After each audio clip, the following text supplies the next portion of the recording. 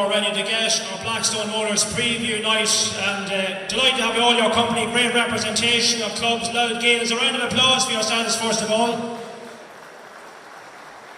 And hopefully we're going to entertain you now over the next hour or so. We have some special guests to talk to. We'll be looking back on matches that have gone before involving Louth in the Leinster Championship. Some games I suppose we don't want to remember all that much, or certainly have some painful memories of.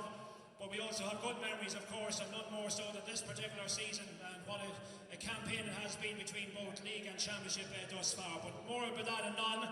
First of all, though, I'd like to introduce our hosts here this evening. They have been great supporters of Louth GAA over the last few years. Our hosts here this evening in our magnificent showroom here in Dundalk. It's Noel and Donald from Blackstone Motors. A round of applause for our two gentlemen, our hosts this evening.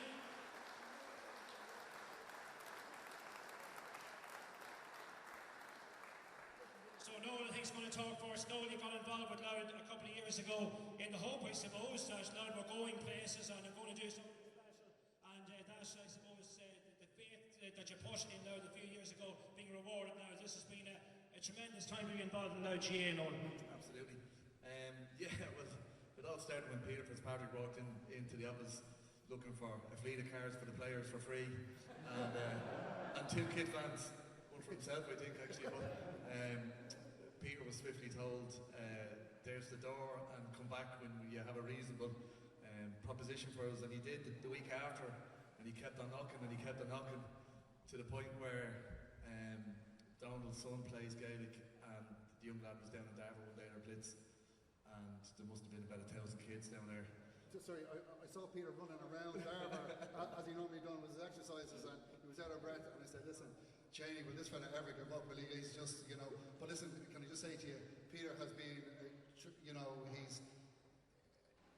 you have to thank Peter, and if everyone give this man a round of applause for what he's done for Louth GAA. And it wasn't for Peter knocking on doors, I tell you, this would not have happened. And to have such a great person like that behind, fighting all the time for Louth GAA, I've never seen so much passion. We would sponsor a lot of stuff, you know, the Louth Ladies, Dundalk, but the pure passion that Peter has for the sport, and all the players, and Mickey, of course, as well. But if it wasn't for Peter, this thing would never have happened, to be honest with you. Sorry, you need a passport, by the way. But just from our side, you know, it's been part of our business model for the last 15 years, really. You know, that when we can, we'll try and sponsor this community. We're two dopes, unfortunately, but we're both going to be wearing the wee jersey on Sunday. Dundalk and Drogheda have been very, very kind to us, very good to our business. We employ 70 people now, and the majority are from the Drogheda and Dundalk area. So from our perspective, you know, after thinking about the proposition that Peter put at our table, you know, it was a no-brainer. It really was a no-brainer. We're delighted that Louth are in the final at the weekend. We can't wait. We're on the way. The MD of Reynolds coming along on Sunday. He's a Wicklow man that's never seen success in his life, so he's coming out to cheer on Louth. And from our side, we're just really delighted to be associated to Louth. Really are. Noel and Donald, ladies and gentlemen, and here's to many more years of a successful marriage between Louth GAA and Blackstone Motors. And indeed, thanks to Donald, because I think he's left a wedding to be with us this evening, so I think he's come back for some of the afters. Now, we'll be looking ahead, obviously, and looking back. We're going to look back, first of all, this evening, the first segment of our programme, and on 2023 and what has happened so far in this current season, and what a year it has been. Bad start, of course, in the National Football League. The team promoted from Division 3 up to Division 2. A lot of outsiders thought Louth would struggle, of course, to stay in the division, but of course it was anything but that. And on the very last day of the season, they were still in contention for a place in Division 1. And I suppose the game that turned the corner, that match against Limerick, after losing the first two games against Clare and against Derry, but there were good performances, and then came the first victory against Limerick, and then the season really kicking on from there. The 4 successive victories. Meath, of course, one of the teams that were beaten at Park Talton. A great occasion, a great comeback in that game as well. And of course then, in more recent times, moving into the Championship, over the last number of weeks, the two tremendous games we had against Westmeath, and awfully not for the faint-hearted, of course, but they got there in the end. Two gentlemen I'm going to call from the local media here to discuss the season so far and what their aspirations are for the match on Sunday at Croke Park. First of all, he's brought out a magnificent pull-out, a souvenir pull-out ahead of the final on Sunday. Group editor with the Dundalk Argus and Drogheda Independent, Keevin Riley. And also from Loud and Proud, another of our local journalists, Dan Bannon. A round of applause for both gentlemen, please. And like all the local media representatives, we've been very, very excited by what's been happening this season with this Louth team. So a microphone for each of you gentlemen. I'm going to take a seat here, seeing them as the oldest among you. Have to rest the limbs a little bit. We'll go to you first of all, Keevin. Looking back on the year, it obviously started with a couple of early defeats in the National League, but I don't think anybody looking at this Louth team, there was no panic. There was enough in those two early performances, Keevin, to suggest that better results were on the way perhaps, and Louth were capable of at least staying in Division 2, if not kicking on from that.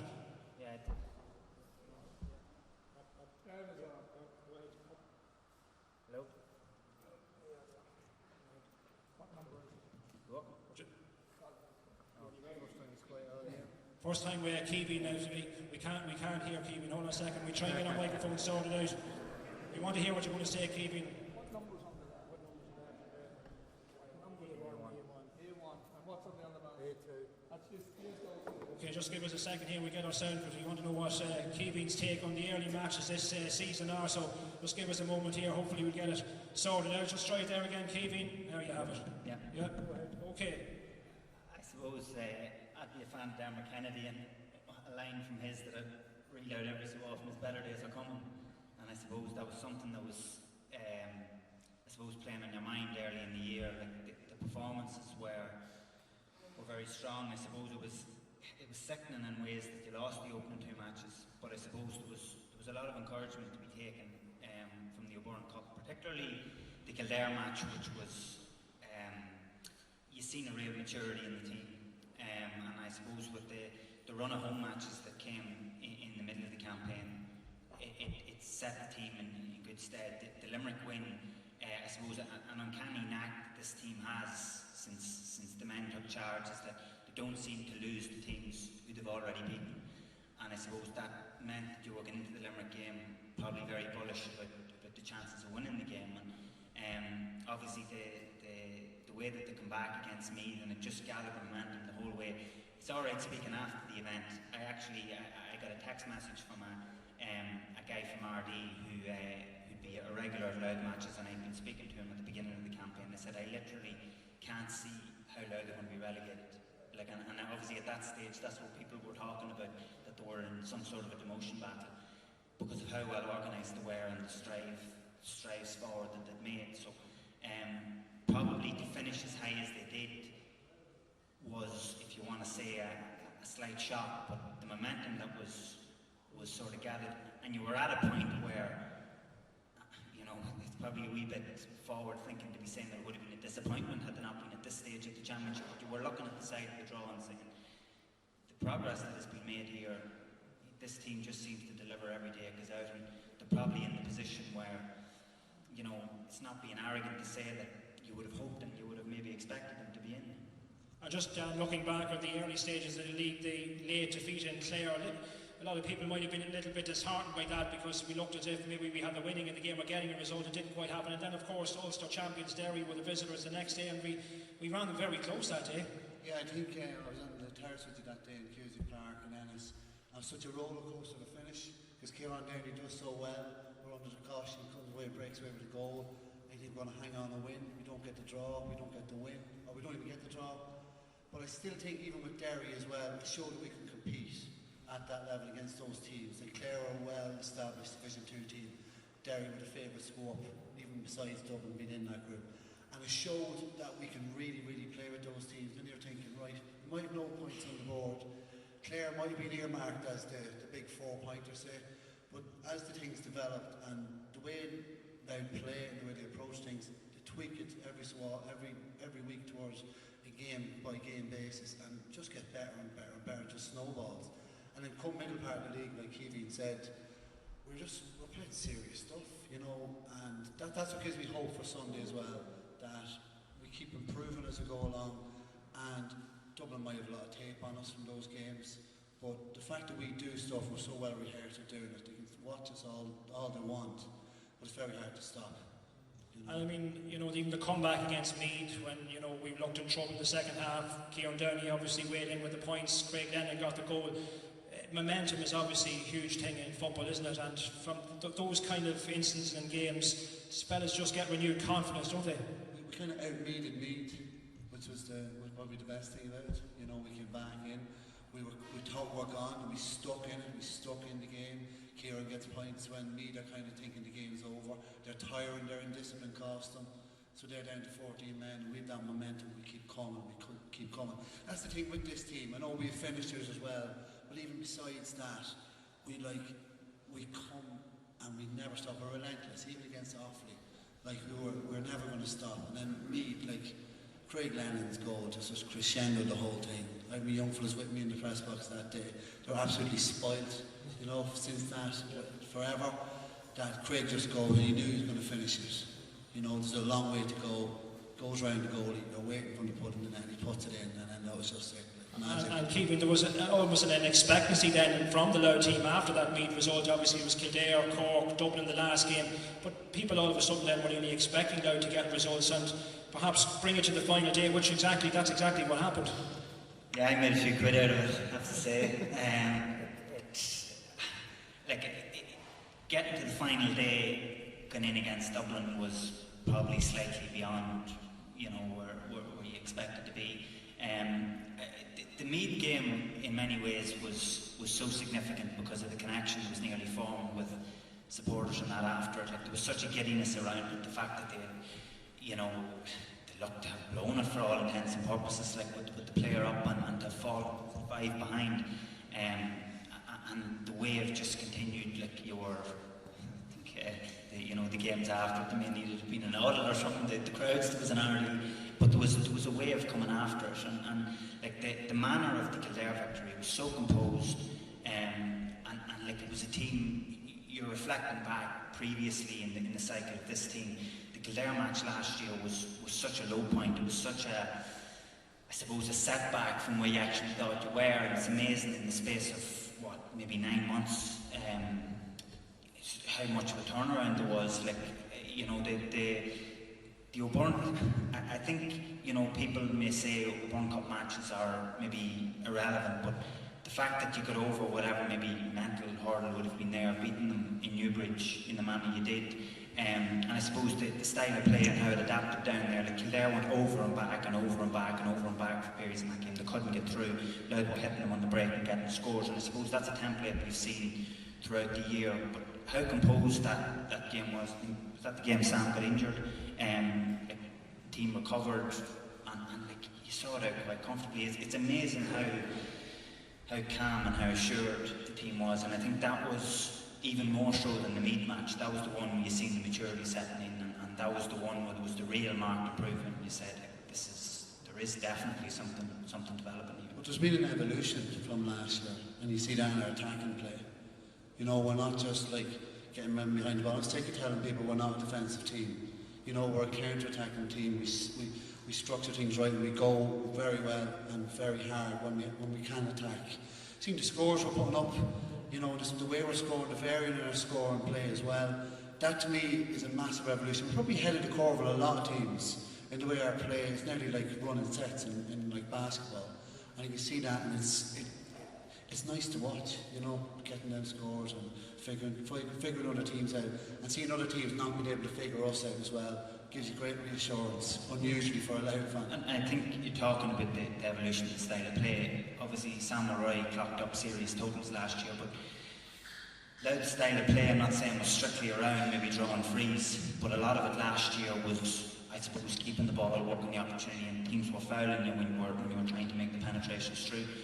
I can only imagine coming into Division 2 and coming up against higher quality opposition and better defenders, there had to be an evolution like that, because, you know, the game might be refereed slightly differently, there could be things let go more, and obviously that's something Sam hasn't been, you know, it's not as though he was kicking 11 points from freezing games this year. You weren't getting those opportunities.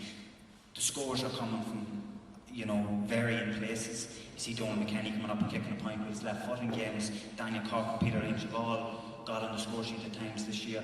And I don't know whether a trigger for that change necessarily. I was just talking to Daniel before we started here.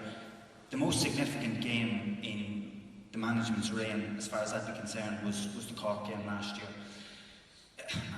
Were they maybe slightly too bullish in the formation of the setup against Kildare? And Kildare were hot in the first 10 minutes and got ahead of you. The style was altered, and you heard this talk of maybe they're taking a lot of players behind the ball, and obviously Cork weren't overly pleased. But I think the most important aspect from that game was making sure that Louth could continue to convince the players that it was worth putting in the effort that was being put in, that they could bridge the gap, that they could get to the levels of Kildare of those Division 2 teams, staying in the game against Cork, being competitive, and then being able to come away, not necessarily with a moral victory, but being able to say, had we got this opportunity, if we refine this, if we have another 6-8 months of strength and conditioning training, that we can get up to this level.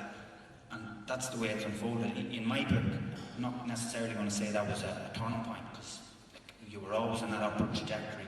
But in terms of what came next, being competitive in that game and giving the players the belief that this could go in the direction that it has, definitely it's in my estimation, a massive result. So you refer to last year's championship, moving on to this year's championship, Dan, how worried would you have been? You often see teams putting in a serious effort in the spring campaign of the National League, and then when it comes to the championship it doesn't quite happen for them. Obviously that hasn't happened in Louth's case. Why is it not happened? The momentum obviously has carried forward. There was a 3-week break or so. We were obviously sluggish in the first half against Westmeath, but when we clicked. I thought you were going to say how do I feel at half time in that game. I think we all felt on edge at half time against Westmeath. But I think it's always a bit of a worry when you're waiting around after we play so well, like I previously mentioned there, we play so well week to week. This is why the championship has been good, but that break before championship is kind of awkward. You're trying to get players right, they're not playing regular football. And with that Westmeath game, we did get a lot of things out of the way, but I think Mickey mentioned it after that game. I think similar to the Meath game, got great energy from the crowd. And that, we haven't seen that for a long time. That atmosphere in Navan that day, the second half, I don't think I can ever remember the crowd getting behind the Louth team as much. It kind of worked both ways. We needed the crowd, and the players give the crowd something to cheer, and the two of them worked really well together that day, and it just everything snowballed then, and we had them, like we mentioned, we had that relentless energy. We knew we great clarity in our play. That's what gives us hope as well on Sunday in Croke Park in that melting pot. That even it takes the emotions out of it straight away. You're going in and you're playing Dublin, you're facing the hill, but the lads will know where to go, where to take the kick out, where to go run the spot for the attacking plays, and that always gives us a chance when it's given too far out to come. But yeah, that's why I was a little bit miffed at half time against Westmeath, not disconsolate, because I knew we would come back into it. And looking ahead then to the most recent game, the semi-final against Offaly, again another roller coaster of emotions. Keeving, we were up, we were down, we were up, we were down. Just got there in the end, and I suppose fitness and maybe that bit of experience and extra time probably told as well. I suppose previously the years you would have got promotions, and that was seen as the year's work sort of. I suppose I'm not saying the penny didn't drop, but the idea of getting promotions is obviously then to try and raise your standards and be able to compete more meaningfully in the championship, which hadn't been the case previously. I think that was obviously something that has been, on the minds when you're trying to come in Division 4, you're trying to get to Division 2 so you can actually sustain championship runs. You're playing at a higher level, you're used to a greater physicality. Obviously, in order to get to that level, you need the players at a greater level across the board. That game, though, Louth did very well. One thing you're guaranteed every day they go out is a level of performance and a level of consistency. And like I suppose without skipping too far ahead, Dublin's probably the one that you have the greater question marks over this weekend. You're thinking to yourself, are they going to be able to get to the heights they once at, or is the level of performance they're at the minute all that they're fit to muster? In that semi-final, Offaly gave of their best. That was probably Offaly probably at their optimum levels to come back to it. It looked as if before half time you're thinking if Louth get a goal here, this could be quite comfortable. It was Offaly that came and got the goal, and I have to say it's probably the first time this year where I had it in my stomach with 5 minutes to go. You're like, the momentum was swinging off his way. And like, I wasn't around for them, but you're hearing the tales from back in the 90s when there was tight games and they were beaten. And I have to say, was it your man Highland got the ball on the edge of the D at the end? I just thought, here we go. Keith Farrell. How? This wasn't in the script. I thought we responded very well to that. Other teams, we did wobble. Like that goal that Sam, I thought was over the line. I was in that corner. I wouldn't say that anyway. But it was one of those emotional things that Louth's heads in the days after to think that goal was in, where Offaly get the boost. We still recovered. You know, we didn't knock us completely off. You know, they took a few swings, but they didn't knock us. And an extra time, I had a row during the week in the podcast with Paul Rouse, saying that would come down to fitness, and it did come down to fitness in the end. They were spent, and then Sam took over then and just right us through. Okay, just time now to look ahead and your own feelings of Sunday's game. How do you think it's going to pan out? Can Louth stay in the game? Can they complete this massive upset? Dan, you've been kind of dissecting the game. You've been looking at the matchups. How do you feel? What are Louth's chances? If you're hand on heart, have they a chance against Dublin? Yeah, I actually think they do. And I'd be the most sort of, no Louth fan would go into a game thinking they're going to win, you know, even especially against Dublin. But I do think we've a great chance. Funny enough, you mentioned Sam's freeze, Keegan. I think it could come down to that. I think Dublin will look at us and they won't see that Sam has been not getting frees in that range. They'll be happy enough to take care, foul us in that area. We take the look. We seen in that game in the league, Sam wasn't playing. We're happy enough to foul us out there. Ryan Bournes missed a few. James Califf came up. But by that stage, we missed our purple patch and we couldn't settle into the game after that. And we couldn't get the scoring right. You need to be scoring against Dublin. It builds confidence within the team. Sam can nail those frees, keep us in the game, and just steal it in the finish. Because I was actually thinking back of a team on the way in and like on the slide. Dublin are obviously on the slide, right? That's fair to say. But you seen Kerry on the slide, say 92. Clare, young team, and full of energy. John Maughan was in, his manager with them, had them flying fit, took them out that day. The similarities there, and I hope that is the similarity and analogy come Sunday night. I hope you're right, Dan. Keeving hunger's obviously going to play a major part. These Louth fellas will be chomping at the bit. Obviously, most of the Dublin players have multiple medals in their back pocket. Will that be a factor, that greater hunger maybe in the Louth team? You see, it's very hard to know what necessarily is in the Dublin team. Like, are they literally, with the change to the championship, is the Leinster Championship just a vehicle for them to get to the All-Ireland series? Whereas obviously, to Louth, it's the majority of people in this Britain have never seen Louth win a Leinster title. So maybe the perspective is slightly different going into it. The big question mark, as I said earlier on, is what Dublin is going to necessarily turn up. What Dublin is What Dublin team's going to turn up? Yeah, like is it going to be a Dublin team that is chugged along throughout the year, or are they going to maybe hit their stride? And then that's maybe where you just see how deep this Louth team can go. I think the most reassuring aspect from a Louth perspective and somebody who wants Louth to win is that Louth 2023 performs. Like, there is a level of consistency. You know they're not going to give in, they're going to battle to the end. And if they're in the melting pot, like the way Kildare were, there's more of a, Daniel used the word clarity, there's more of a clarity. Kildare's head's fried when it was there. We've seen that hasn't been the case. And just because it's a Leinster final, like we look back on maybe 2010, from the goal to the end, Louth didn't score on the chances. I don't see that being the case with this Louth team. They look as though they're ice cool when they do get in and take the chances. And they definitely have an opportunity. They definitely have a chance of winning the game, 100%. Okay, Keeving Riley, ladies and gentlemen, and Dan Bannon, we leave it there. So that's their thoughts ahead of the final. Thank you, gentlemen. Okay, thank you, lads. Okay, we move on now to our next set of guests, and we're rewinding to that infamous year of 2010. Who can ever forget that fateful day at Croke Park? We're going to call now on some of those who were central figures in that on that particular occasion. We also have a very special meet guest joining us tonight. Of course, he was a manager at the time. He was up in the stands. He had been out of management, obviously, for a few years at that point. But let's first of all call the captain from 2010, Mr. Paddy Keenan. We also have manager at the time, current County Board Chairman, Peter Fitzpatrick.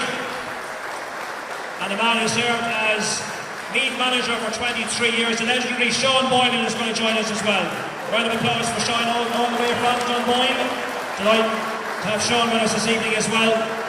Just perhaps to give a Meath perspective, even though he wasn't directly involved. Take a seat there, Sean, in between the two gentlemen. Okay.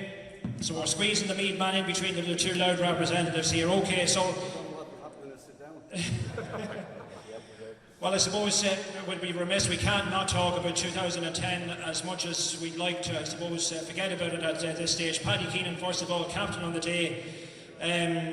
13 years on, Paddy, is it still wrong? I'm sure you've been asked about it time and time again. I say no matter where you go, and certainly when you go out of the county, like most Loud people, when you go to other venues, Loud, oh God, we felt sorry for you in 2010. 13 years on, is it still as raw as it was back on that July day? Not that it's raw, but just never late to forget about it, to be honest with you. We'd like to move on, and hopefully this week and hopefully Sunday, and whatever happens to the result, this is a new story, a new era for Loud, and hopefully that will allow us just park 2010, move on from it, forget about it. I'm sick of talking about it.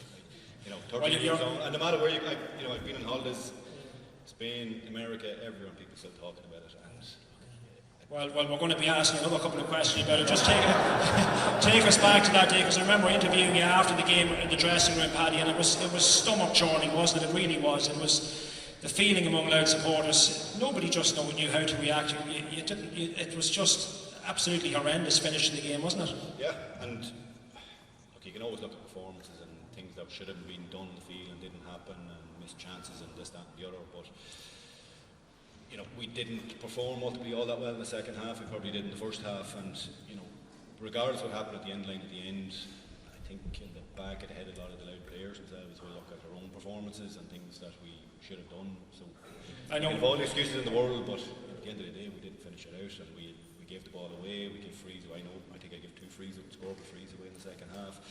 Just mistakes. Yeah, but even that JP Rooney goal went in, we went, I think, 3 points up at that stage. They came back, and it still doesn't excuse what happened and the decision at the end, to literally rob Loud of victory. Yeah, that's when it's taken out of your hands. And look, if you lose a game when you perform and you're just beaten by a better team, you can accept that. But when it's out of your control and it's not on the field of play that dictates the scoreline, that's very hard to stomach. But look, it's time to move on. Time to look for it. It's a different story. Like, these boys are writing a different script. Like, what happened in 2010 will have no bearing on Sunday. Will have no bearing on the players. That won't be in the back of the minds or anything like that. What's happened in the last 50 or 60 years at Loud won't matter to these players. So you can reflect on it, and it's it's part of the story this week and all the rest. But I don't think that's going to affect the players. I don't think it's going to affect the management team or anything like that. They're looking at a completely different perspective. It's sorry for fans and all to be reflecting, but we're looking forward now, not looking back. Yeah. I know you got the compensation of an all-star. Loud's only all-star later that season in 2010, Paddy. You played on for another 4 years, then you retired at the very young age of 29. Did events in 2010, did those instances and what happened at Croke Park, did that influence your decision to hang up your inter-county boots at the age of 29? Probably not that specifically, but the heart was ripped out of the county, I'll be honest.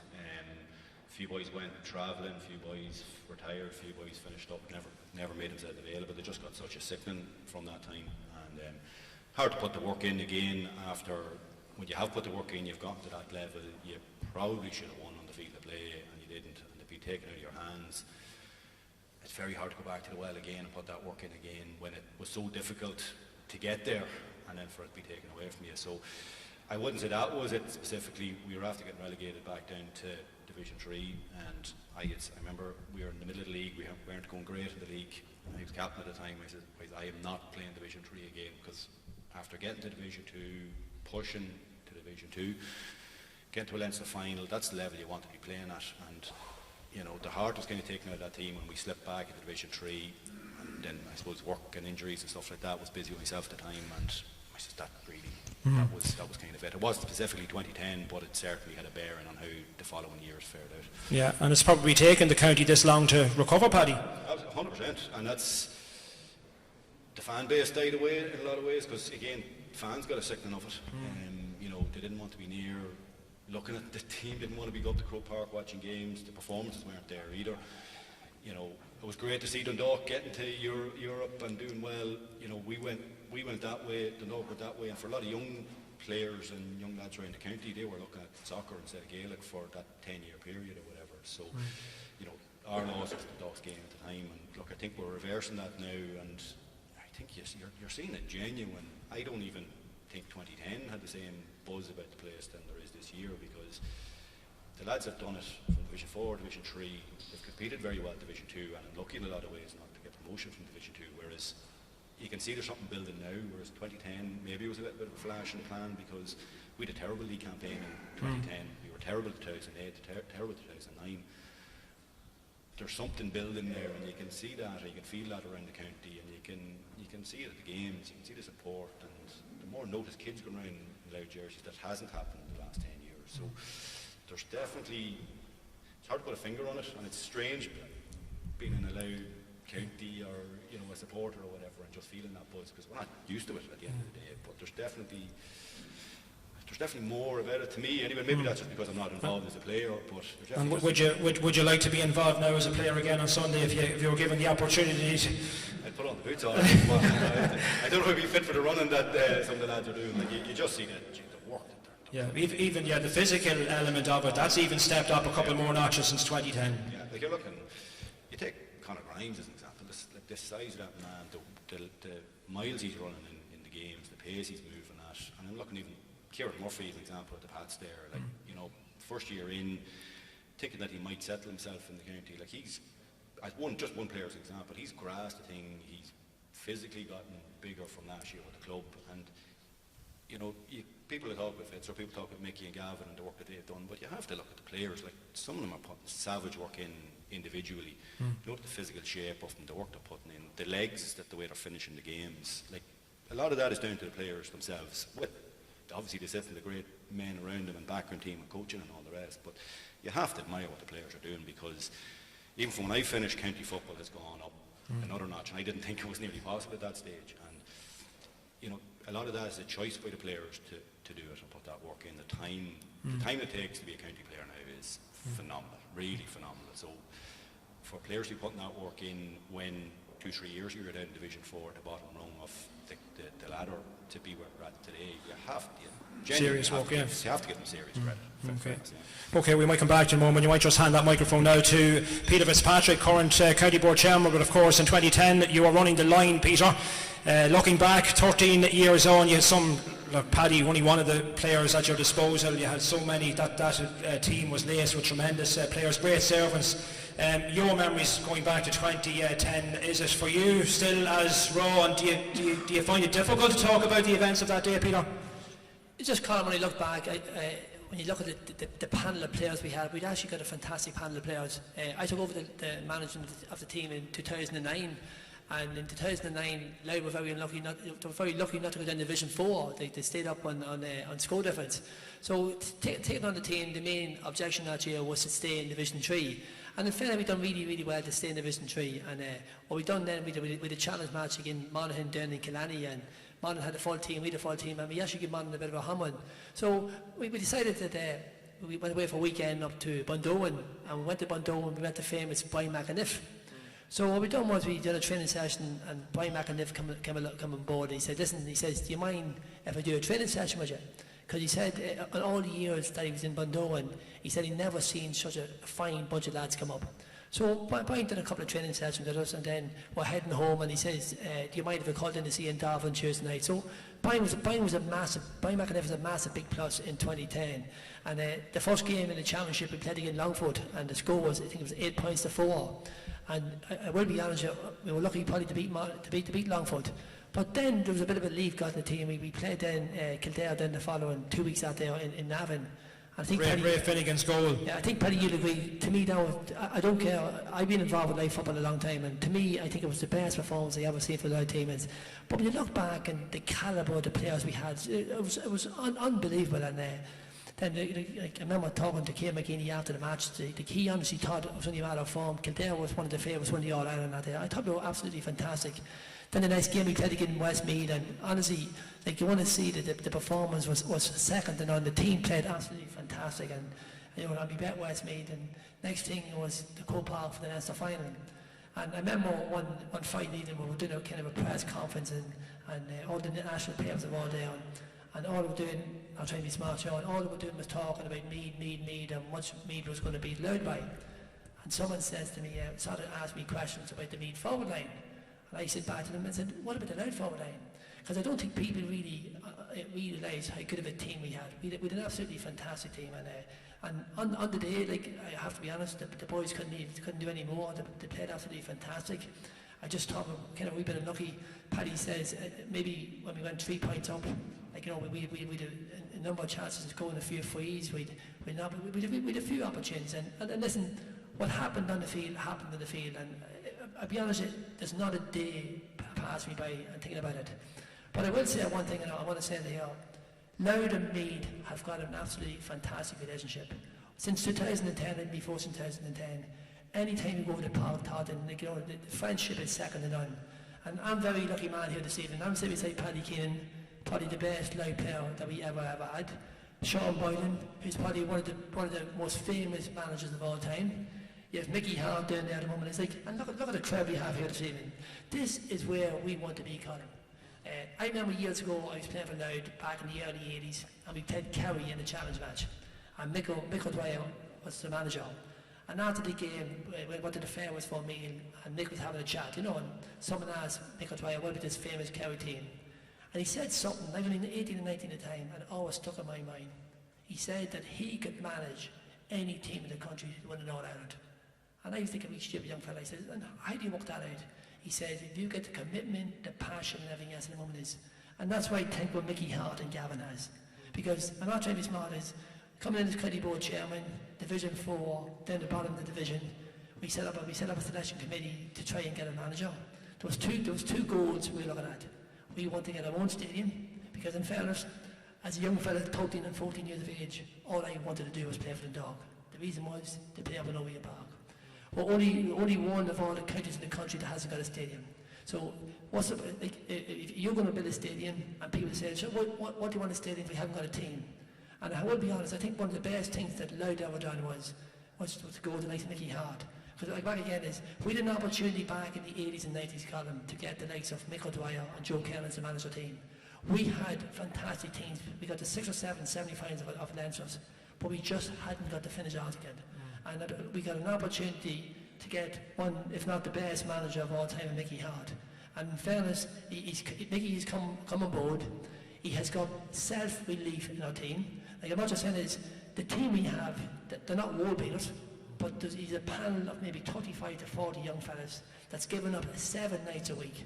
Like we were Blackstone Motors a few months ago to here, and we're doing there was a kind of a show on here at the moment, and Mickey let us take 10 of the young panel down here, and there's a lot of finger food and all down there at the moment. Is not one of them players touch that food. They've got strict diets, and I think Paddy said earlier on is the commitment that this team has is second to none. And we're just glad, we're very lucky, Colin, having the county board we have at the moment is. The county board is 200% behind the Louth senior football team, but 200% behind Mickey, 200% behind Gavin, and all we're hoping for on Sunday is to get, we've underachieved all our lives. And the problem is, everybody kept saying, oh, Louth's handy. But if you look at this team this year was 5 points behind Meath, 8 points behind Westmeath, struggling again after in the last few minutes. This team has got a thing called true grit. This team has got a belief. And I'll be honest, Colin, I sometimes pinch myself and said how lucky I've been involved with the 2010 team and being involved with the Louth this team at the moment is, and having the calibre of the management team we have at the moment, Colin, it's second to none. Just going back to your own career as a player, and you mentioned about Louth teams underachieving, Peter, any particular memories from your point of view as a player? I know you lost a number of semi-finals. Laois, there was a replay that came close in 1991. Meath, of course, the 4-match saga with Dublin that year. That was one that probably got away, would you say?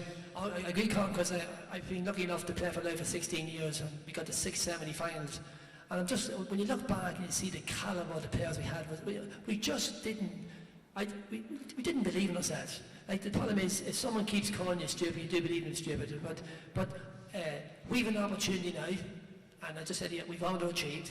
We have, I remember meeting Mickey Hart there 3 years ago, and the first question Mickey Hart asked me, he says, Peter, are the players there?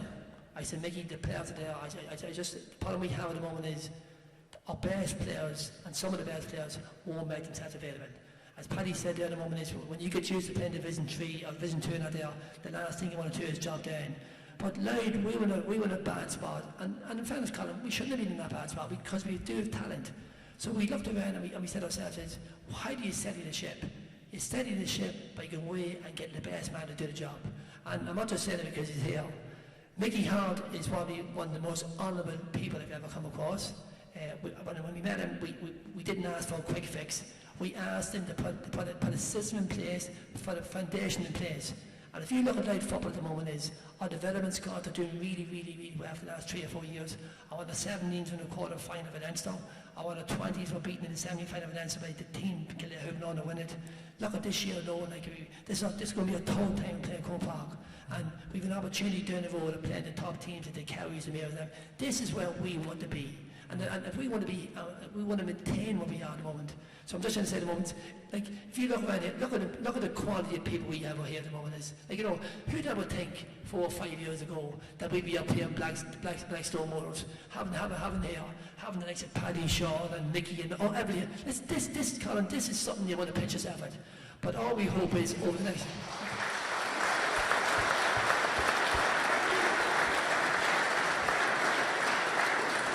Colin, I am really, really fed up of people coming along and say, oh, Louth or pushover. Louth, under the guidance of Mickey and Gavin, is a long pushover. But Mickey, you made a commitment to me, Mickey, I'm going to hold you this here. You said to me, as long as you want me here, I'll stay here. Mickey, we want you here for a long, long time.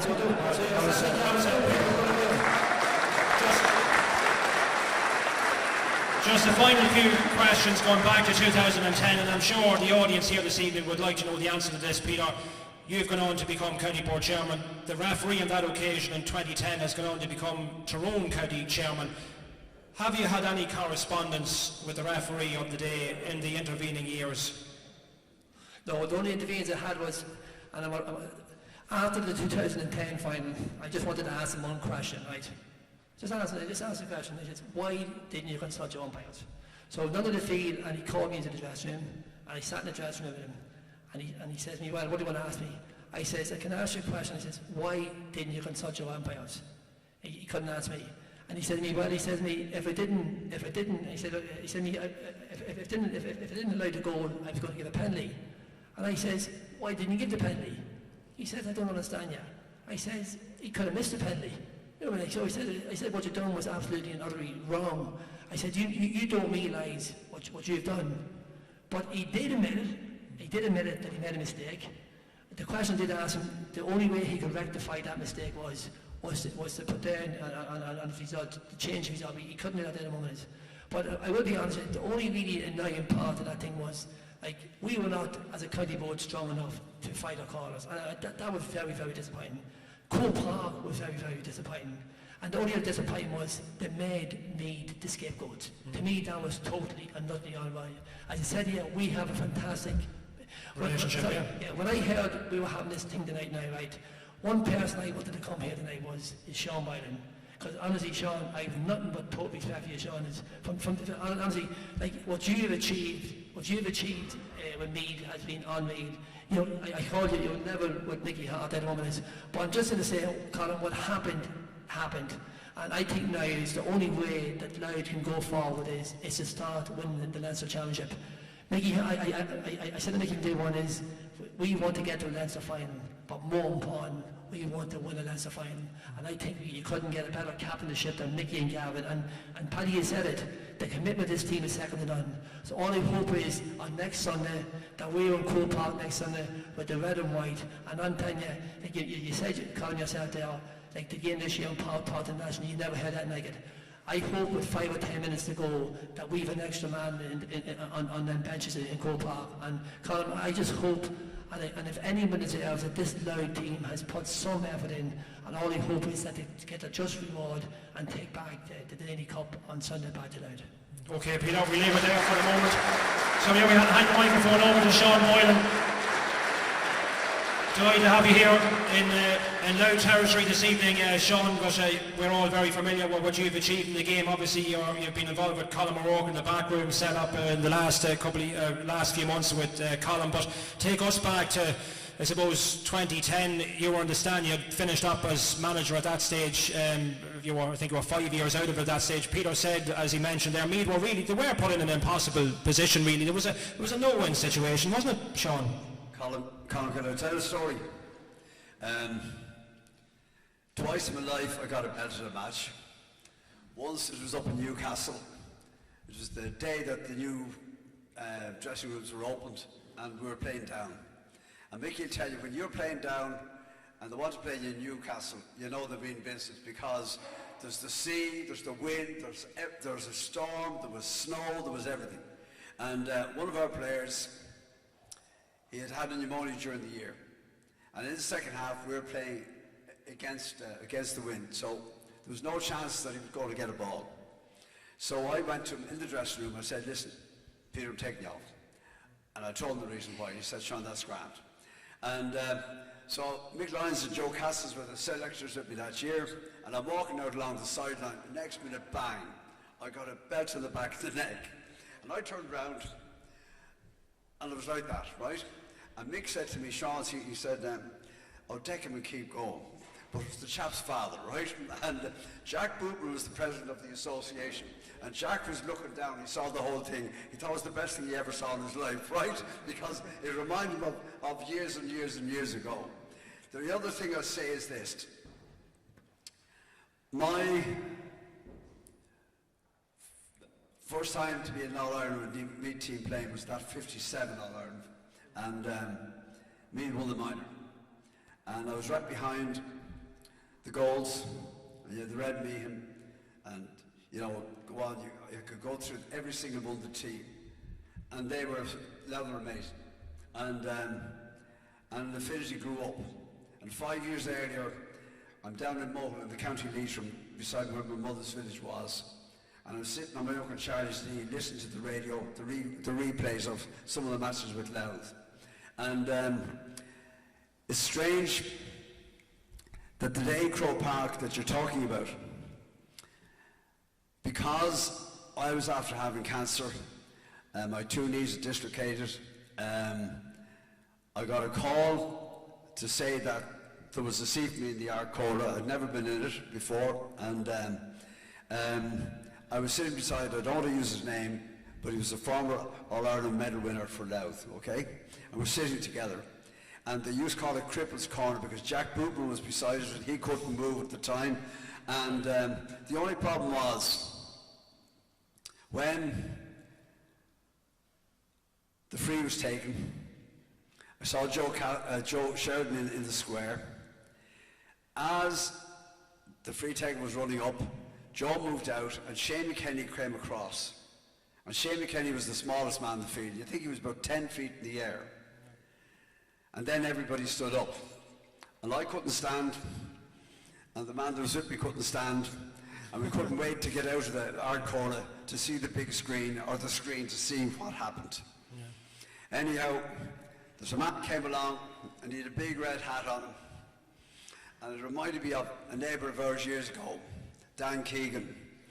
And Dan Jungfella got beaten up in Clonsilla by one of the bonuses. And a few days later, Dan is on the motorbike and he cops this young fellow coming towards him. he hops off the bike, lets it go into the ditch, he grabs your man, he hits him a dig. You're not the one I want, but you'll do, right? So that day, when we're coming out the door, this man leans in and he splits me, right? And my son Darryl's with me, he was 15.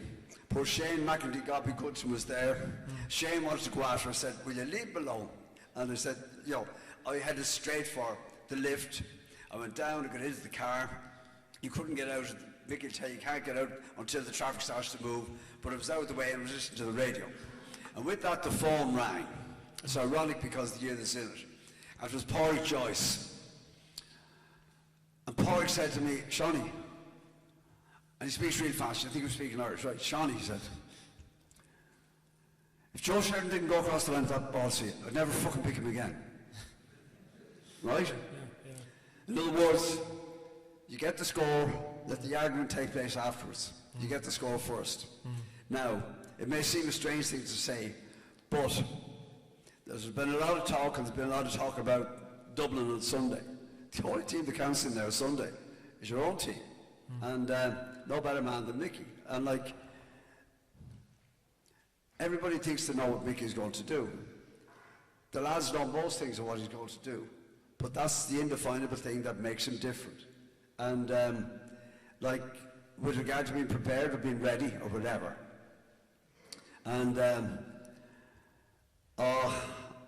I can't get in my head any reason why they can't win it. That's all I can tell you. That's all I can tell you. I'm saying that.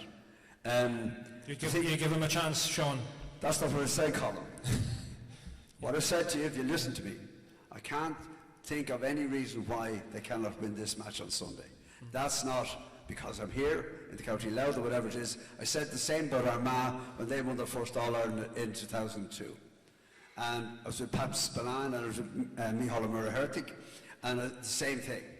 And so why I'm saying that now is because you leave it now with Mickey, Gavin and the lads. And the reason is the last thing they need is the anxiety of their own supporters. Kildare got the All-Ireland final in 1998.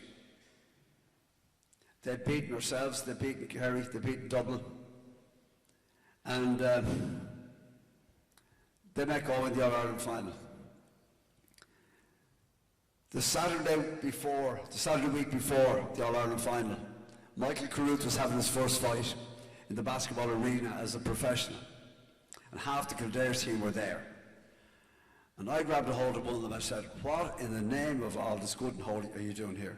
I know that we were asked here and would like to... I said, listen, would you get everyone that answered, get out of here?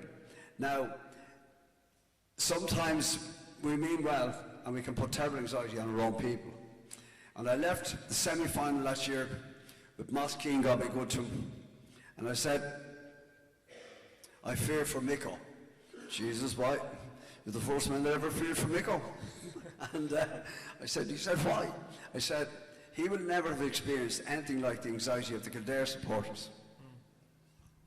And I'm telling the story, it's not a preaching, it's just because that is what everybody wills you and wishes you to have it. And the beautiful thing today, I think, is, and I think I could see it from when Mickey came in last year, the progression. But particularly this year, from the third and fourth round of the National League, it was like lads playing in a band, and they were always at the background. And suddenly they take off solo one, and all the rest of the band back him, because he realises he understands. And half the winning is that understanding that takes place. And that day in Croke Park, from the car, I rang Seamus Howland. He was the president of the Leinster Council. He was one of the vice presidents of the association. He said, whatever you do, don't let the teams leave Croke Park today without a decision being made. And the Youth Tyrone and the Archduke Hall were blowing Thurles at a Munster hurling final. They weren't there. And the reason I'm saying that is because we all have our own responsibilities. And this thing of playing one off the other, it should be this, it should be that, it should be the other. I also did say to Eamon O'Brien, I said, whatever you do, Eamon, don't come to a player's decision. They have enough to do to play the game. And because of the way things are, you know, with the back door and everything else, there was a chance for everybody. Meath played terrible. And Louth played great football, and they played some terrible football. They made some of the lads kick the balls up at the stand, they kicked them away, and that's what happens when we're not prepared. And it drove me mad that time. I said, you're going to make a hero out of Marty Morrissey. And he was like, everyone's store. Isn't that true, Peter? Yeah, like, ridiculous. And like, the truth of the matter was, it's just another story. There's nobody knows more about another story than the man sitting over there, Mickey. By the way, when I was sick, and he had all his own troubles, he came down 3 times to see me when I was sick. And that's the man to deal with. Absolutely. Man, Mickey.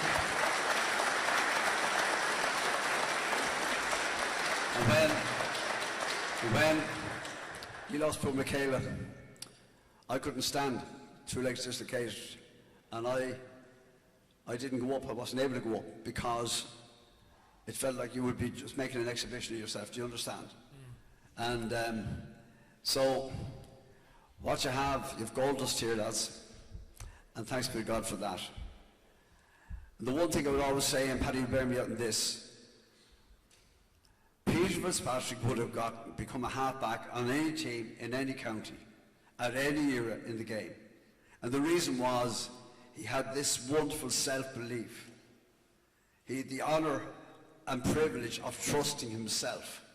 And if you're playing football, if you're playing county football, or you're playing for your club or whatever, if you can't trust yourself, you'll never manage. I was first picked for Meath senior hurling team, 17 years of age, and we're playing Antrim up in Lochgeel, and we go up to Belfast, and we're getting tea and sandwiches, and we come out, and at the time everybody wore a suit and everybody had a pioneer pin. We still have it, by the way, right? And next minute there was this racket, and it was an Orange Man's Parade. Jesus Christ, we could look, we see the black suits, the bowler hats, the sashes, the bands were baiting hell out of the drums, and all the lads are trying to take the pioneer pin out in case the Protestants were going to shoot us. Do you understand, right? And but that was like the era it was. Now we led by 12 points against Antrim that day, and I couldn't believe it. In 5 minutes into the second half, they were ahead, and that was my first time to be brought on. And I was fortunate. For the next 20 years, I was never off the team. But for that first 8 or 9 years, and the point I'm making is we were playing senior hurling. We played Wexford, we played Kilkenny, beaten 33 points in Croke Park. Some of the lads saying coming off the pitch, geez, we weren't so bad. We were shite lads, but we go tomorrow, we try to get better. And the reason I'm saying that is that where Mickey and Gav the lads are now, they're now playing against a higher level. And you know what? They've relished in it. And there's no reason in the blessed world why it can't go further than their column. Do you understand? But that day, that thing that happened, it's what happens. You need the media.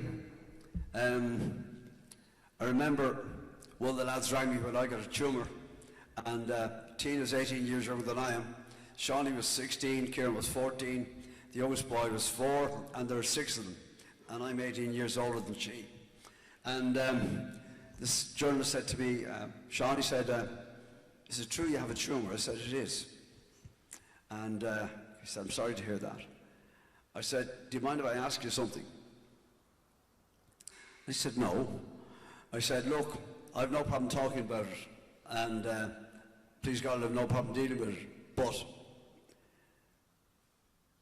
the 6 kids, and I said, the ones that's 4 and 6 and 8 and 11, they haven't a clue what it's going to be about, and Kieran and Shawnee will know. And I said, I just want to remind them. And there wasn't a journalist from then on ever said a thing about it until I got clear. And then they had the Footballer of the Month awards. Remember those? And they asked me to do the first presentation, and I thanked them for it. So you can't blame them reporting what happens. That day with the match, that famous day in 2010, I'll tell you a good one. We won the Leinster in 2001, and that was the 16th Leinster final that I was in. And I said to our chairman and Secretary Liam Creven and Fintan Kennedy, they were brilliant men.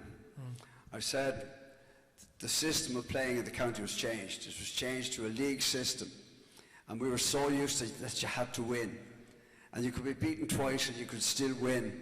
And I said it'd be 10 years before Meath will win Leinster. It was actually 9 years, and it's strange how it can happen. But the Louth County Board and Peter and all the lads, like even when I got the dig, and which didn't do me the slightest bit of harm, right? And I probably should have got it plenty of times. It's odd, like, there's madness in our county. But do you think there'll be a lot of goodwill, would you say, in Meath towards Louth going into Sunday's final? Can I just tell you, if you live in Sydney, all right, they'll be wishing you well. At the same time, well, maybe once, you understand? That's the way they'll be thinking about it. If you live where I live, I'm a mile and a half from the Kildare border, and I've 9 first cousins in Kildare, and every time, if the Kildare beat us, they all go out of the way to come round by my house to blow the horns and have the slag, right? And I'm 3/4 of a mile from the Dublin border. And when I was a young fella, there was no secondary school near me except Navan, which was 20 miles away. And Dublin was 10, so we all went to school in Dublin. So Jimmy Keegan, you'd say, he's not really me, man, he talks like a Dublin man, you understand? But Colin, this is a great occasion. When Peter asked me, I had no hesitation in the world. I was honoured to be here. Paddy, you've no idea of the regard that I would hold you in. And like at interprovincial level, at all levels, this man had it. This man would have walked on to any county team at his prime, wouldn't he? There's absolutely no, and do you know what? There wasn't a pick on him. He was like a bag of chisels. That's all I can tell you. Still not a pick on him. No, but honest to God, it's a great occasion, and you know, men here in Blackstone, thanks very much. We couldn't possibly manage without the help and the assistance and the sponsorship. I remember when we had a draw in All Ireland final, we had it a good few times, but one of the times, Jesus, there was a finance committee, and 10 of them got around the table after the banquet, the draw match, and it was Colin O'Rourke had to come back. Now, Shawnee, it happened in 1949, but, you know, and they talked about a man who came back and he played in the 39 final. I said, lads, in 1939 and in 49, they only did 3 weeks training before an All-Ireland final. There was never collective training. There were 14 selectors because the only way you could go around was on a bike. I saw a young fella here, a young fella there.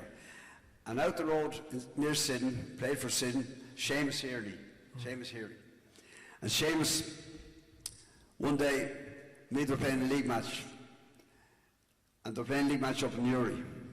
And the Meath selectors came to collect Seamus's brother, who was a better footballer. You know the way at home, the lad at home is always better than the lads on the sea, right? And, oh Jesus, he said, I can't, have a lock of cattle to get ready. He said, there's a mark tomorrow and I have to separate them, I have to get them right. But I have a young lad in there and he's a grand footballer.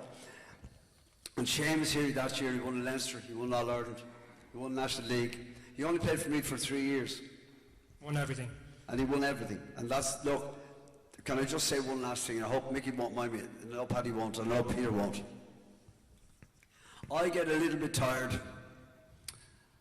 of people talking about the sacrifices we make as players, or people going after teams.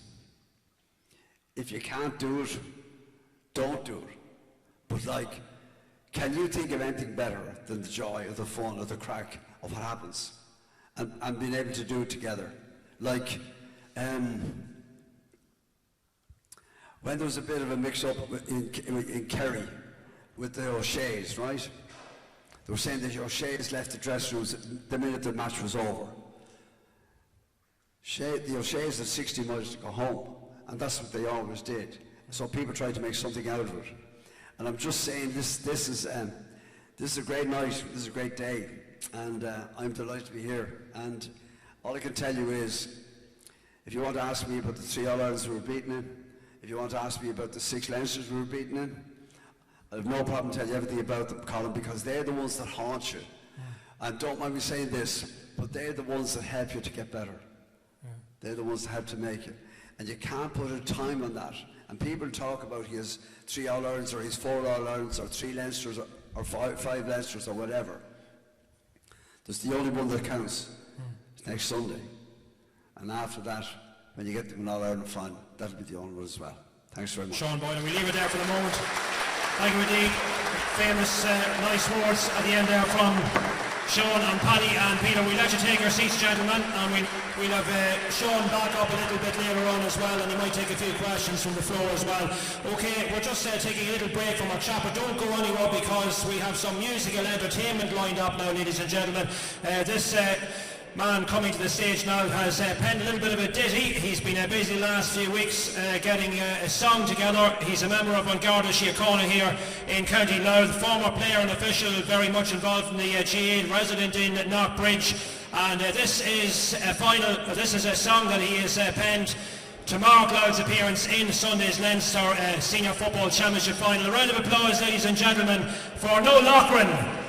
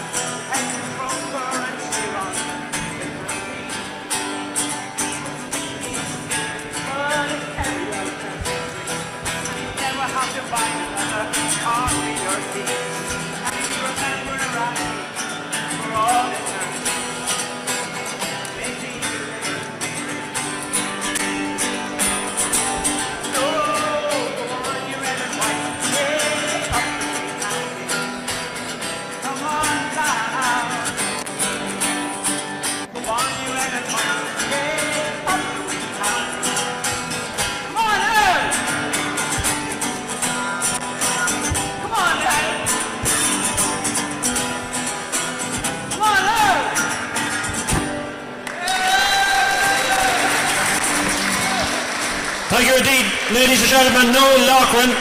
Maybe we should have sent him to the Eurovision last night. He might have done a little better for us.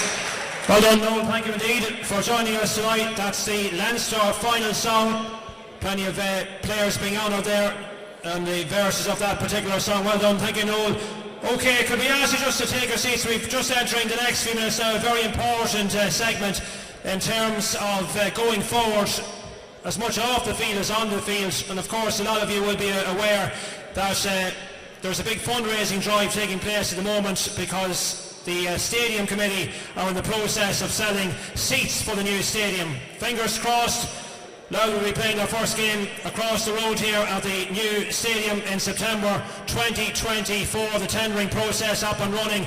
Major developments expected over the next number of weeks. And we have a member here of the fundraising stadium committee. A round of applause for Ronan Lynch, who's going to do a short presentation for us now. So, could we have your attention, please? Ronan Lynch.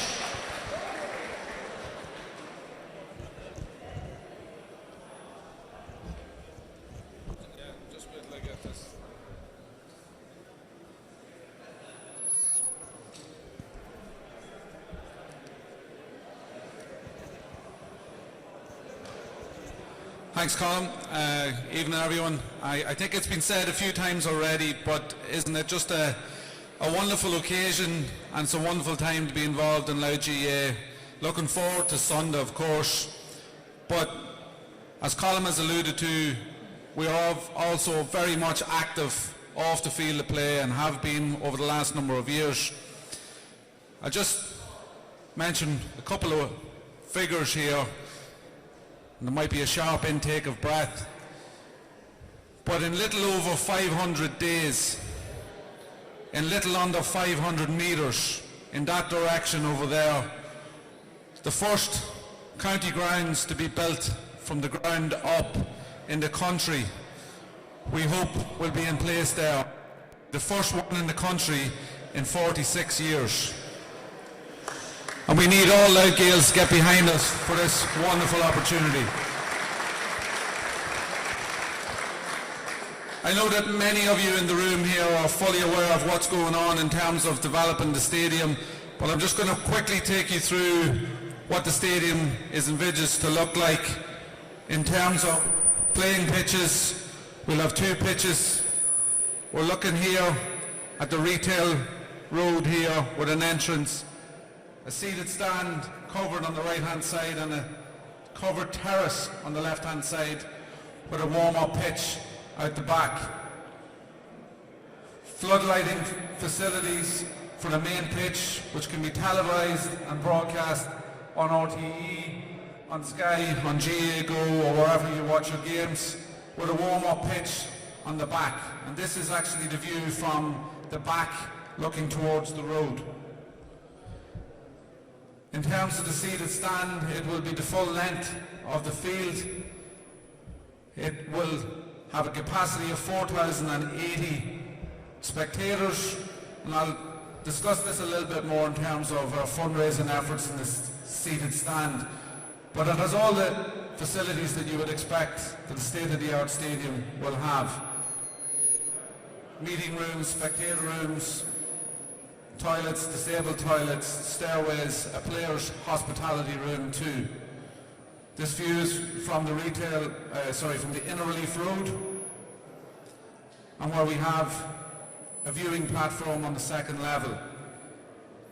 Across from that, in our covered terrace, we have a capacity there for 8,470 standing spectators, with a capacity then of a further 725 behind each goals, which brings us up to a capacity of 14,000 in our new grounds. In terms of the top level here across the top, more toilet facilities, spectator room, kiosks, press boxes and a storeroom. The entrances, you've got 20 entrances off our main Inner Relief Road, and then 20 other turnstiles on the DKIT Sport entrance as well. And then finally, some other facilities that we have on site will be the compound for the generator, maintenance storeroom, car parking facilities, which of course we'll have nearby in the retail park too, bus bays and an ambulance bay as well. Of course, none of what we set out to achieve is going to be achieved without some funding, so I just want to very quickly take you through the funding stage so far. Initially, Croke Park supported the drive to secure the site and paid €670,000 to purchase the site. We can see this needle on this speedometer moving up slowly. The pick a house, double house draw, which I'm sure many of you all had bought tickets for to win a house in Blackrock or in Drogheda. We made €1.2 million profit on that particular fundraising drive, which is now moving the needle up somewhat further. The Immigrant Investor Programme has secured €14.8 million. Much of that money has come in and is starting to trickle in, and all will be in by November of this year. And then finally, well, what we hope to be finally to be the last fundraising drive is this seating plan, where we hope to raise €1.5 million by selling 1,500 seats for a 3-year period in the stand. And I know many in your room already have purchased your seats and are helping us to try and sell those seats as well.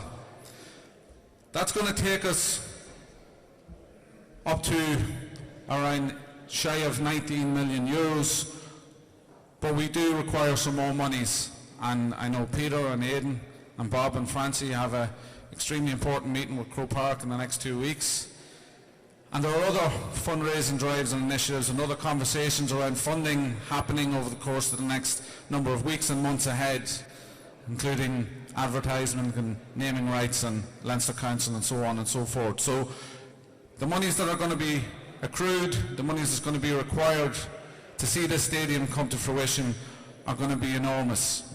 Make no mistake about that. So one of the drives that we're looking at is the seat sale, where we're planning on selling 1,500 seats for a 3-year period. And those seats are in sections A, N, L and U in the middle of the stand. Okay, so it's fairly obvious at the minute that the two most popular ones on sale are N and L. We have over 200 seats sold at this point. Our plan is to sell 1,500 seats over the next 500 days.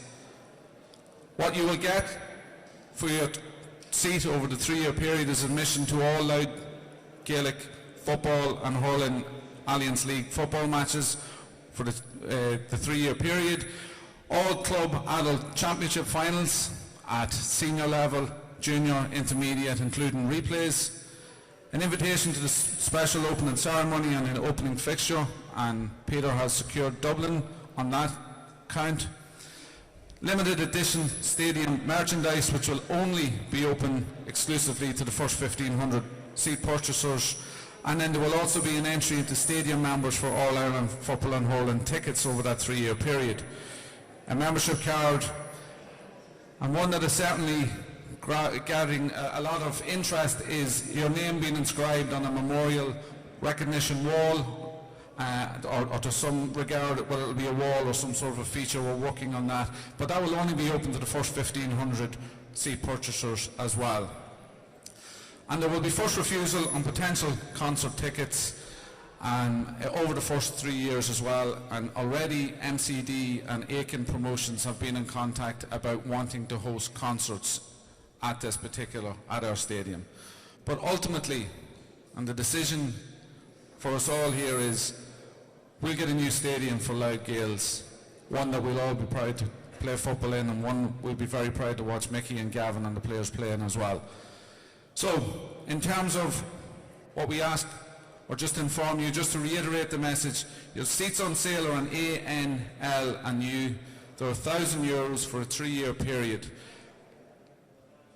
The payments can be made through a bank transfer, the details of which are on the information sheets that you have on your chairs tonight. You can also avail of heading to your local credit union, and much thanks to all of the credit unions who've come on board here with a special rate. For each of the credit unions, you can go in and ask for your €1,000 and they'll write you out that cheque made out to Louth GAA, and that will secure your seat. Okay?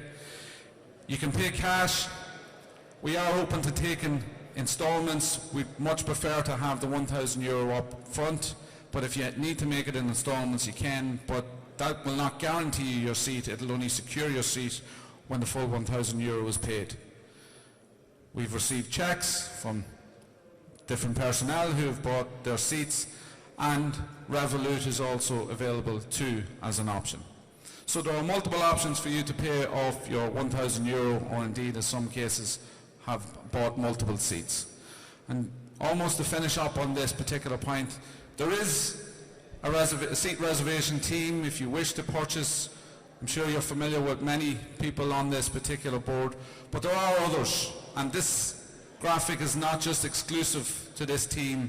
We are more than willing and more than welcome. We'd like more people to get involved to help us sell 1,500 seats. It is an enormous task, but it's one that we are more than willing to roll up our sleeves and get behind. Mickey and Gavin, the hurlers, the ladies, the camogues, will all also be taking part and playing their games in our stadium. So reach out to anyone on this board here, Peter and Bob, Aidan, Francie, Damien McCann, Thomas Clare, myself, Simon Fagan, Barry Cullen, Peter McGrain. There are others dotted around the room who are central to this, who are selling seats within their own clubs. So please do reach out to them. And just finally, I did mention the 500. It's our aspiration in over 500 days, little over 500 days, to be playing on that pitch over there. Just to give you some ideas about some of the milestones that's happening, the tender process closes towards the end of this month, and that contract is going to be awarded in early June. From that perspective, the 2 stands that you've already looked at are currently being designed. There's a 10-week design stage, a 16-week production stage, and then they're going to be on site. And they intend to be on site in September, a mere couple of months away. While they're on site and undergoing construction and development, the pitch will also be developed in October or November of this year. Later that year too, the IIP, the Immigrant Investor Programme funding, the final payments of that will be through in November in time for Christmas, and then in January of next year, the 2 stands which are coming on site in September will both be completed. And then finally, it is our aspirations to have our club adult championship finals, senior, intermediate, junior, in the new Loud GA Stadium, and we just ask everyone to get involved and help us buy seats, sell seats, help us promote it. Without you, without all Loud Gaels, and with you and with all Loud Gaels, we're going to get this done. My Hugh, Margaret.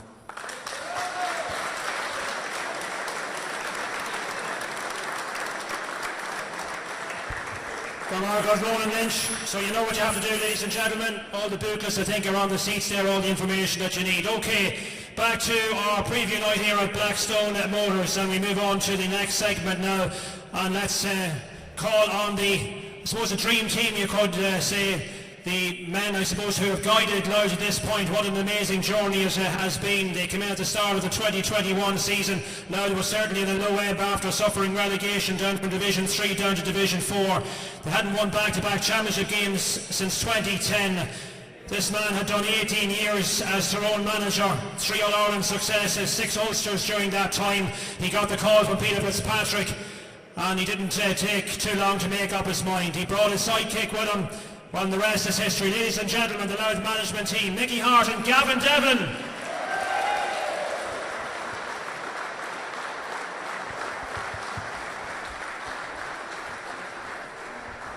Okay, lads, take a seat there. I know everybody's anxious to hear your views, I suppose, in the 3 years that you've done, and moving forward and looking ahead to the Leinster final. Mickey, you're an honorary Louth man at this stage. I don't know whether there's such an accolade exists, but I think they will in the next couple of years, perhaps. What you've done, yourself and Gavin, have you had time to comprehend how much Louth have come under your stewardship? Because, I mean, it's no secret, when you took over here, how big of a decision was it? Because Louth, as I mentioned, they were at a low point, Division 4, there wasn't very much optimism around the county that things could improve, certainly not to the degree and so fast that things have happened the last few years. Well, that's true. I mean, it probably surprises ourselves here as well that it happened as fast as it did. I suppose the good thing about it was we did get results quickly. It was actually not easy. Only a smaller league in Division 4, so you hadn't even as much chance to survive, so to speak, or to get up. So it's good that we got the success that we did, because I know with working with Gavin here and with the plans we're putting in place are good plans and they're effective plans, but if you don't get results to go with them, then it's that bit more challenging to get the players to buy into some new project, so to speak. So we've been fortunate. We've got the results that mattered. That meant that the work we were doing was easy to validate, the effort the players were putting in, and the progress has been steady, and that's always good as well, because you could be doing well and suddenly get a fall back again, and then you have to nearly start all over again. So it's good. So far so good. Plenty done and more to do, and that's where we're at. And in hindsight, Mickey, was it perhaps a good thing that you came in from the point that you were coming? Louth couldn't stoop any lower, let's say. So, I mean, the only way really at that stage was up. Well, I mean, people look at it that way, surely, but you know, it wasn't really. We just, as I say, had talked to Peter here, and we knew that there are football. I knew from the time we were managing Tyrone that we had lots of tussles with Louth, and I think one year they drew with us in Oma, was it? Or they drew us in Navan. And then back to Oma and we just won it. So, and any time we played around that time, Louth had good footballers. And it is true of most counties that have got a decent body of clubs, if you like, that there's good footballers there, and they just need that bit of direction, they need that bit of belief instilled in them to be the best they can be. And, you know, Louth are one of those counties. And I had seen the effort and energy that goes into a number of counties that were playing in the lower levels of the leagues, and I would always say I admired them because they put in the same effort as we were putting in Tyrone, and there was not many people giving them any credit or respect for it. So that's the nice challenge about this. You come to somewhere where, as you say, the beat on the street is, these boys are not good, this is not a good team, this county's not going to do much. And I think that's a lovely challenge for anybody to come into and say, well, let's see if that's true or not, and let's roll up our sleeves and start to change that mindset, change that culture, and let the players know what it takes to create the new culture. You just don't talk about it. You have to, you know, help them see what a winning culture and an improving culture is all about, and then ask them, as Paddy says here, to put in the work to make that happen. So that's kind of the way it has happened for us, and we feel blessed that we are getting an upward curve, if you like. And I know there'll be setbacks. It doesn't always happen in straight lines, but I think so far so good, and the progress is there, and the success, which there's many ways of describing success. Ultimately, it's not just about winning titles and trophies. Success is moving from a place here to a place that's some bit higher on the ladder, and that's always doable for anybody. You can always raise your own standards personally to new levels, and then collectively bring that to a higher level as well. Gavin, just bring you in here at this point. Can you remember the day that Mickey got on the phone to you and said, listen, I'm after getting a call from Peter Fitzpatrick and he wants me to take the Louth job and I want you to come in with me? I'll never forget it. So what did Mickey, how did he sell it to you, let's say, or what did you know? Did you know much about Louth football yourself? Truthfully? No, look, it was because of the COVID, the county season had run on. It was that season where we played Donegal in the Ulster first round, and we had a change up in the middle of a stand, and when the rain came in at us, we could beat by a point, I think it was. That was on the Sunday, and I think I got a phone call on the Tuesday, and I was like, I wasn't in great form, and I felt Mickey must be looking at a game of golf here.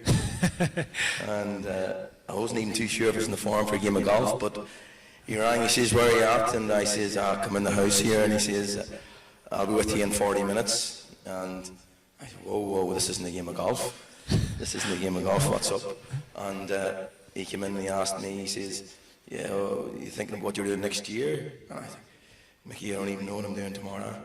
And he was like, I've got a job for us. And I was like, what, football? And then he's like, yeah, football. And I was like, right, this must be Kildare, or this must be Meath, or this must... He says, it's Louth. And I was like, right, Louth?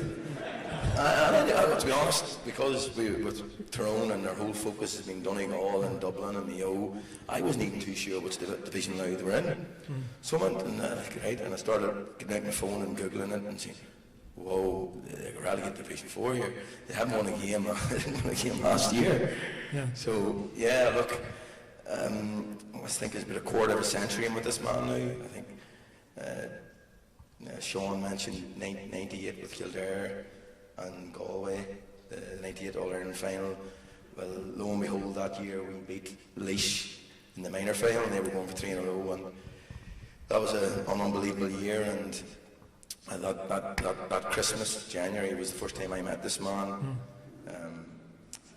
So you basically you were coming into a county. Obviously, you didn't know very much. You had to Google it. So it was a whole new ball game from where you were coming at. Obviously, Tyrone after all the success. Yeah, look, but knowing Mickey and the way that he does things, and look, it wasn't about where they were or what they'd done. It was we've a motto in the dressing room, and we talk about becoming's better than being, and you know you don't want to ever be at that place where you're being. You want to be becoming. And look, lo and behold, we have a game on Sunday in the Leinster final, and we know the nostalgia and how important that game is. But nothing will change for us. It's just a game of football, maybe an important game, but it's about being the best version of ourselves in any given day. And if we do that, and I'm sure we will, because we have a knack of doing it, we'll take the result no matter what comes with that. But it's just a matter of being the best. And look, I've done a few podcasts over the last number of weeks, even back in our own county, and to keep looking for this silver bullet. You know, what is it that Mickey or yourself may or may not bring to any given team that keeps improving them? But it really is a small detail. It's a million things that in their own isolation means absolutely nothing, but when you add them all together, it's what makes a difference. And it really is a team effort, a real team effort. Like, we have a strength and conditioning coach that is, for me, is one of the best in Ireland. We have brought in a coach this year, Peter Dooley, and he's a principal of the school, and it's a good job. None of his pupils wasn't in the changing rooms at half time against Westmeath, I can assure you. But look, it's the physio, the medical team we have. It's not a big group, but it's a collective effort, collective group, and it's massive. But I mean, but the rate of progress in the 3 seasons, Gavin, as a coach of the team, how much personal satisfaction has that given you? Yeah, well, Mickey alluded to it there. Like, nothing coming straight lines. The first year in Division 4, like, we lost our first game to Antrim, and there was nothing given easy, and it went right down to the wire to get out of Division 4. And then in Division 3, we lost our first 2 games. Again, you were looking down rather than up, but it was just that process of growing and getting better. And like, quite honestly, our players are like, they're absolute gold. The lads are, I think, it was a little too early as well. Like, it is about the players. Me and Mickey and the management team can bring what we can and try and show them the way or good practice. But ultimately, it's about them. And like Peter mentioned it as well earlier, Peter Fitzpatrick. He wasn't telling Mickey lies when he said to Mickey the players in Louth, because there is. But with this senior team at the moment, we can try and grow as much as we possibly can with all one team. But with this stadium and where we're at the moment, I think we've got something tangible that we can really hold on to and try and underpin it with our youth, our structures. Because becoming is better than being, and if we can grasp the nettle and say, look, it doesn't matter what's happened in the last 60 years, it's about what happens in the next 6 years. And you know, you have to just be in Darver on a Tuesday, Wednesday, Thursday night and see there is something tangible there. But we got to really grasp this nettle now in this opportunity, because we have an opportunity as a collective county to really push us forward. The people's there to do it. There's an energy about it, and like, why not? Why not us? And Mickey, just what about the players? I mean, when you come in, a lot of the fellas that were there are still there. I'm thinking about, you know, the likes of Conor Grimes, a few others, but the rate of progress, I'm thinking the likes of Conor Early, Tommy Dornan, without having just wanted to single out too many fellas, but the way they've improved, they've all bought into your philosophy, let's say. You must be really thrilled with the response of the lads, because ultimately it's what they do on the field when they go out. You can guide them, you can give them as much advice and all your years of experience, but when they cross the white line, it's up to them to perform. Well, that's true, but this man beside me, as I said, and I've said it in many places, there isn't a better coach in the country, and he doesn't belong in front of a team till they know just how good he is, because they watch him in action, they listen to him, and you know, he can drive and drive and drive, and he can put a quality into what they're doing. He gives them the knowledge and the information that what makes what he's trying to share with them work. And when they see the work and time and effort he puts in to the planning and then applying it each night on the pitch, and I don't know, many people you mightn't know watch people on tactics boards, but you know, talk about men not being fit to multitask. Well, he can do it. That I ever seen anybody doing it any better. He can move buttons about on that tactics board in an instant and still talk about what needs to be said at the same time. It blows our mind, us who are watching on, and he's such quality that he's very much more responsible for that, what's happening on the field, than I am. I'm kind of fortunate to be in the position where I'm a kind of a coordinator and trying to pull things together, but he's the one that's really making this work as well as it does. Well, you're meticulous, Gavin, in your preparations. How much did all those plans and what you were doing on that board, and much did they go out the window at various stages against in the Westmeath and the Offaly matches? Nothing ever goes out the window. It's all part of the process of thinking, as Mickey taught us back in the day. There's no script. It's being able to adapt on your feet and change, and there's no perfect formula, no perfect script. People think there is, but there's not. It's thinking players on the field who can adapt and change things as they see it. And look, honestly, I know it's the done thing, but we have a team here, and I don't know, like, no matter where you'd go, you wouldn't get better. And look, there's no guarantees. There's no guarantees on Sunday, but I'll tell you, wherever it is, wherever we're at, we'll either win. Conor McGregor said we'll either win or we'll learn. And that's where we're at. We'll keep moving forward. Mickey, just back to you, the game itself, or the preparations. I say the players probably in a bit of a bubble now the next few days. How do you keep the players, for instance, away from the sort of hype? They wouldn't have experienced this. James Calliff maybe would have a little bit back in 2010, but they don't want to, obviously, you don't want them to get caught up in the hype, but that can be a bit difficult because they're obviously with their clubs and they're in their community. So the next few days, you're obviously trying to keep fellas' feet on the ground. Well, that's always the case. I mean, you have to get the balance in it as well, because this is a good place to be, and the county needs to enjoy that. They need to enjoy the run into this. So that's going to be going on, and you let the people who can indulge themselves in that do so. But the players have to understand, and we've been talking about that even since as soon as we got to the final, that that's what you've created for the people of the county. Let them go and enjoy it, and really they should enjoy it.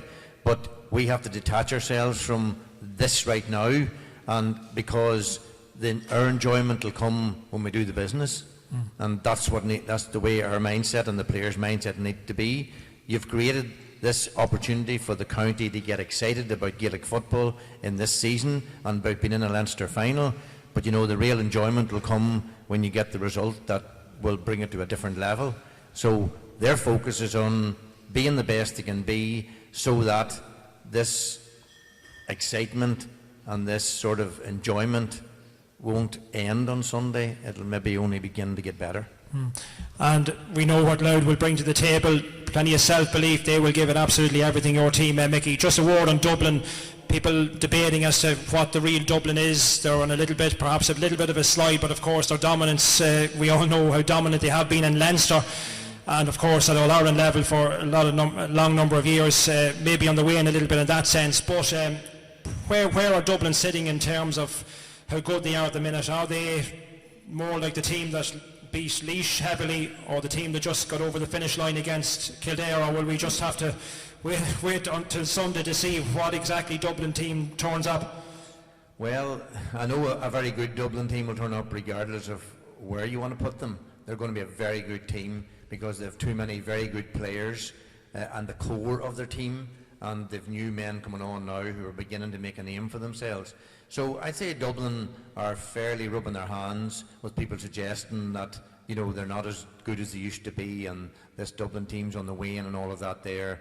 That's really fodder for them to be better. So that's dangerous. You know, they're going to come out and stamp their authority in this game as much as they can, and they're going to feel hurt by the notion that this squad now that has achieved so much, and obviously not all there that achieved that, nor indeed, you know, there's a range of players across those 6 years that contributed at different times. So these boys now, along with the ones who have done it, will want to be part of the next generation of Dublin success. So, I mean, look what experience they have behind them, look what record they have behind them, and why would anyone doubt them? You just can't doubt this Dublin team. They have so much quality and so much experience, and obviously they like Croke Park. It's a home from home for them.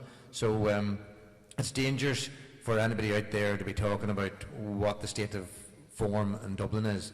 The form is so good that they're now in the contest in their 13th consecutive Leinster final, and they can't be bad when they're doing that. Just back to you, Gavin. I suppose the bottom line is your team are going to have to stay in the game as long as they can, and you know, if you're still in it with a few minutes to go, you think you can get over the finish line? Look, again, it's about just being the best version of yourselves from start to finish. Look, we believe in what we do. Our players in each game as we played this year, we've grown and got better. And look, Sunday will be no different. And as long as they bring their best version and be themselves and be creative in the right moments, and I think belief, not in the outcome, belief just in themselves. And it doesn't matter if you're the senior team or under 20s or 17s or vocationals or academy teams, just play. Just go out and play in that moment, and you'll make mistakes, you'll do good things, some things not so good, but just keep playing, and we'll take the result. And the couple of outings you've had at Croke Park this year, League, and the match against Offaly, you know it's Dublin, Croke Park is their home, but do you think the fact that the Louth players have been there a couple of times, that might just suit them a little bit? Yeah, I've heard that talk over the last couple of weeks about Dublin's home. As far as I'm concerned, Croke Park's all our home. It's where football is, and we just used to love going to Croke Park. We played back in the day in Ulster final in Croke Park against Armagh, 05, and we were asked did we want to go to Clonus, and it was never straight to Croker, you know. So look, it doesn't matter what Stewart's the Dublin guys speak to or what music's being played. We just love going there, and the more that Louth can get there, the better. And yeah. And Mickey, a question I'm sure you've been asked: how would victory on Sunday? How would it compare to everything you've done as a manager with your 3 All-Irelands, your 6 Ulsters? So an article today suggesting it would perhaps be an even greater achievement than winning your first All-Ireland back in 2003 with Tyrone. How would you view an achievement of winning a Leinster with Louth on Sunday? Certainly it'd be up there with the best that I've ever been involved in. Yeah, it certainly would, because as you say, in the short space of time these players have come from the basement league position to a Leinster final. That is some achievement in itself, and I can only imagine what a victory would mean to these boys and to this county, and the fact that we're considering it a possibility is really good news for me and Gavin and Peter and Kieran and all the boys that work with us in the backroom team here. We're just all delighted to be there, and you know, it's just I could say yes, it would be one of the greatest achievements I've been involved in if we can make that happen. Okay, there you have it, Gavin. We let you take a seat, Gavin. We're going to call Sean Boylan up just for the last segment of our programme. So Mickey, you just stay there, and we're going to ask Sean up onto the stage once again. We're going to throw open the floor open to the floor now. Anybody that wants to ask a question or two. So we have the 2 of the legendary GAA managers now side by side. So they're open to any questions. So we'll give Sean the mic there. So anybody, just hold your hand up. We've got Simon. I think we're going to give Simon a mic here. Simon just back from the Crucible. Good man, Simon. Big Ronnie O'Sullivan fan. Okay, anybody a question for either Mickey or don't ask Mickey now for the starting 15 or anything like that for Sunday because he won't tell. Any questions for Sean or Mickey? Just about anything in general, doesn't have to be loud per se. So hold your hand up. Anybody with any questions for the two gentlemen?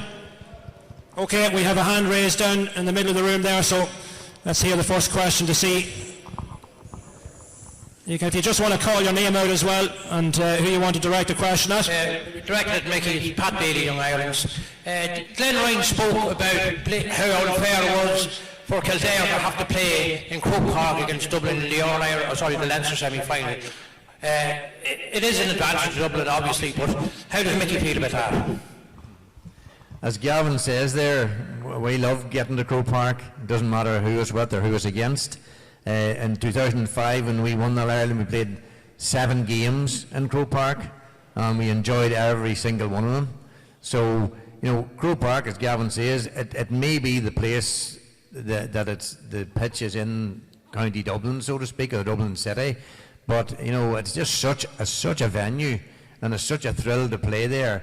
I wouldn't care if we never played anywhere else. I'd play every game that I could get my hands on in Croke Park. So if it's the Dubs, look, the Dubs are great. Honest to God, I have to admire them so much, because in the early days, in the early noughties, when we were beating them a few times, and they still took it with great heart. They were still very, affable bunch when it was over. So I'm happy to see Dublin do so well as they did. I would like to, in 2018, I just think that I wouldn't have liked them to do so well that day, but every other time. It's great that they did so well, because they deserve it. They're great for the GAA, they're great supporters, and honestly, they're great to meet. They'll take it well when they get beaten, and they're not arrogant when they win. They're very good. I like the Dubs, and I love playing them everywhere and anywhere. It's great to be there.